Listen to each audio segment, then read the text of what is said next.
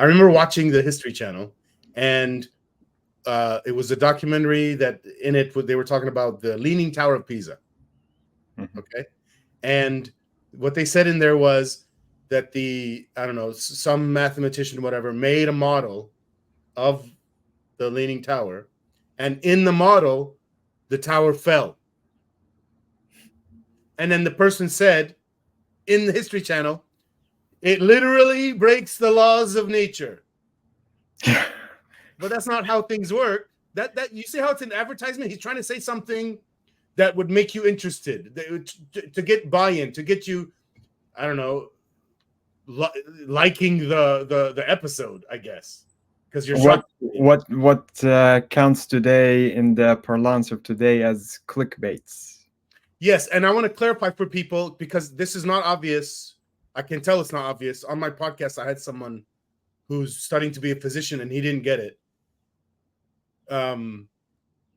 What I had to explain to him was, so the model that this mathematician made, the model itself does not accurately represent nature.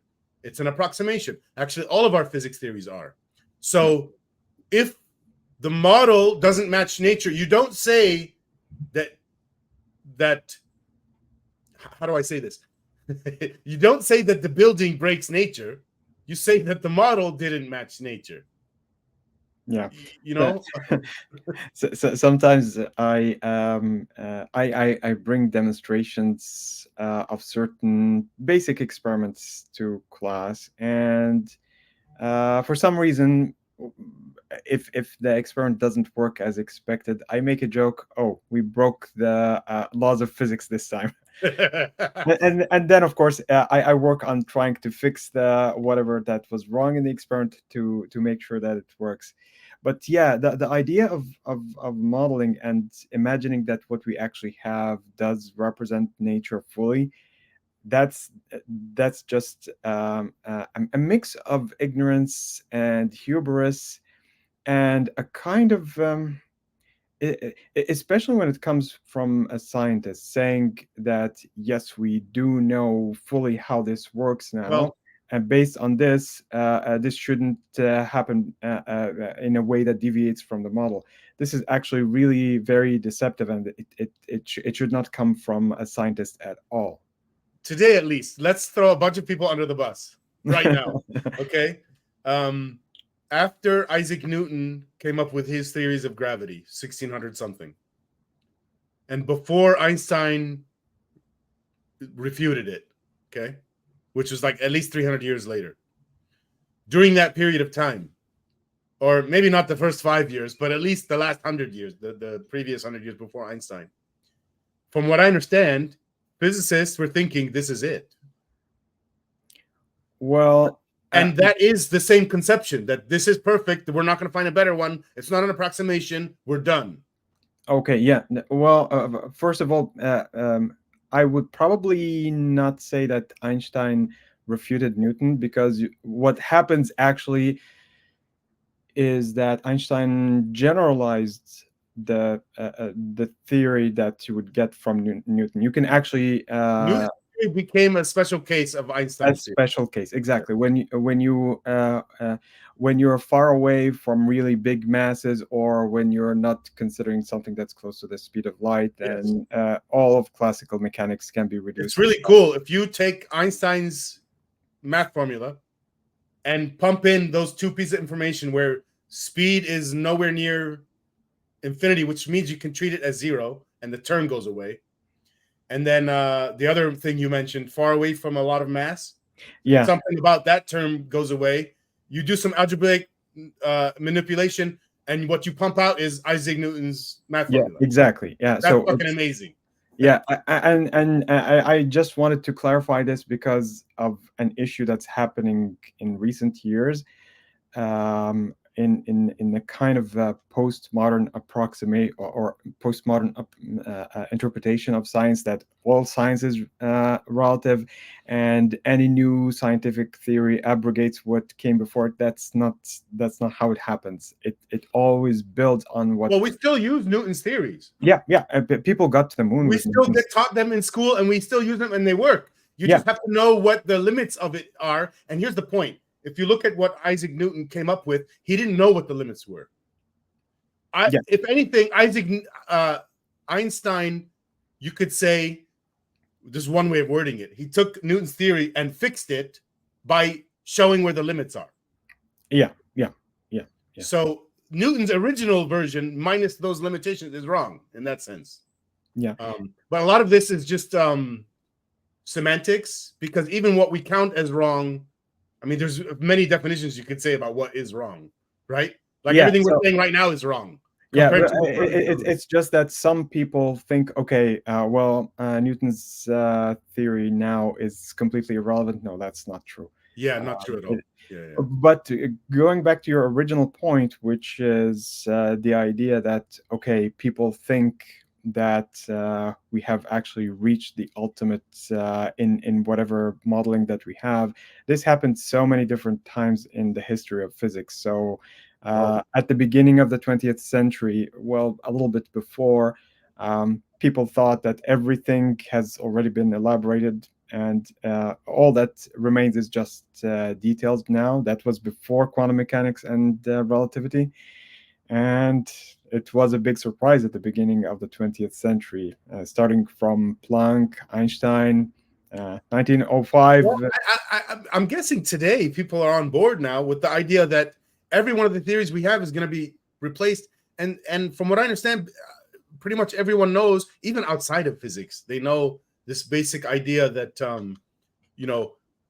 relativity doesn't mesh with quantum mechanics. If I understand correctly, they don't mesh. Mm-hmm. That implies, just like what happened previous to relativity, which was Newton's gravity and Maxwell's electromagnetism also didn't mesh.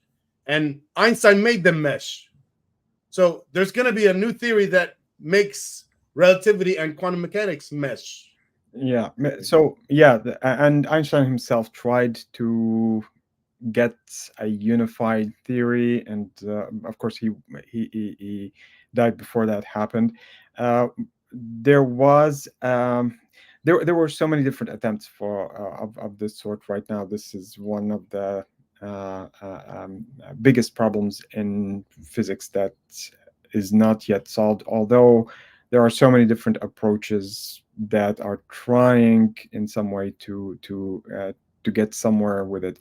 And the point with this is that it seems, from our understanding of the forces of the main forces of nature, if you just reduce them to 4, assuming that you count gravity as a force, then just unifying these together in one model, that should be a theory of everything. And so we get again into that sense of maybe we have now a full model of how nature works. And taking a step further, and I don't claim to understand this is more very superficial for me.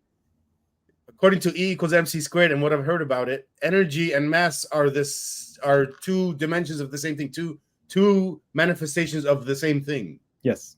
So maybe if we find that, we're finding that central thing that causes the 4 forces. I don't know. So the main issue right now, the 3 first forces, they do have a way of being unified in the form of the standard model of particle physics. And so we do have a working model that unifies electromagnetism with the 2 nuclear forces in a uniform mathematical description. When was that? So that was mainly in the 60s, 70s. Okay, it's beyond what I know. I didn't go that far. Right, and so now we do have a way of making that description. So, for example, the most recent piece of that model, you've probably heard about that or seen the development, was the discovery of the Higgs boson at the LHC, which was really the last piece of the standard model. It's what they called the God particle. Yeah, that's a really bad name, but well, yeah, I know. I think the reason, my guess for why they were using that term is because they were looking for this single particle, and I guess that means a single formula. And I guess the idea is if there's only one, that's the conception of God. Well, only one. Well, the Higgs No? boson is what gives mass to all the other particles. So if you solve the standard model theory fully, what you actually get is just massless particles. And we know that this is not true, since all the particles that we have, whether they are fermions, like in the case of electrons, positrons, They all have mass. protons, they all have mass. You're not counting in photons then. Well, photons don't have mass. These are the interaction in the electromagnetic theory, and you also have the gluons in gravity. But So yeah, you're speaking beyond what I know, and maybe one day we can do an episode on this. yeah, but the point here is that when you solve the theory without the Higgs boson, everything is massless, and So it doesn't work out. Okay, so having the Higgs boson in it brings mass into the equation. Yes, mass is. So why did they call it the God theory? That's one of the reasons. That it's a God particle, and that's really poorly. The one thing that explains the rest. Is that kind of what it? Not explains the rest, but was it more? Was there a marketing guy that said, "What are we going to name this thing? What's going to bring the most attention? We'll call it the God particle." That's what it is. Well, honestly, probably that guy working at History Channel. I personally actually thought that before the Higgs boson was discovered, I never thought that it was actually going to be discovered. And I remember we were actually in a talk. That sounds too beautiful, doesn't it? To be real. Well, it sounds too good to be true too good to be true, yes. Sense, because it starts from a point where you go through certain mathematical implications of the theory, and you would expect that there's something like that. Something of this sort happened before. So, for example, the discovery of the neutrino, or the speculation about the existence of the positron. All these came initially from a theoretical. Weren't they? I mean, weren't they all like that? You always had to find the theory first, and then design an experiment that would help you. Not necessarily. What can you name an example of a? So things that happened at the beginning, for example, when the structure of the nucleus, and the fact that the proton resides in the nucleus, and Bohr model. The Bohr model and the Rutherford experiments. These were conducted before any understanding of the theory itself. Or, for example, the idea that that light is going to have the discrete form that we know in the form of photons. This happened before the introduction of the photon model, and it was Planck who came up with a kind of an explanation that then speculated to try to explain the experiment. I'd like to dig in your mind about that, but maybe not now. Yeah, we're going really off topic here. So let's continue for people.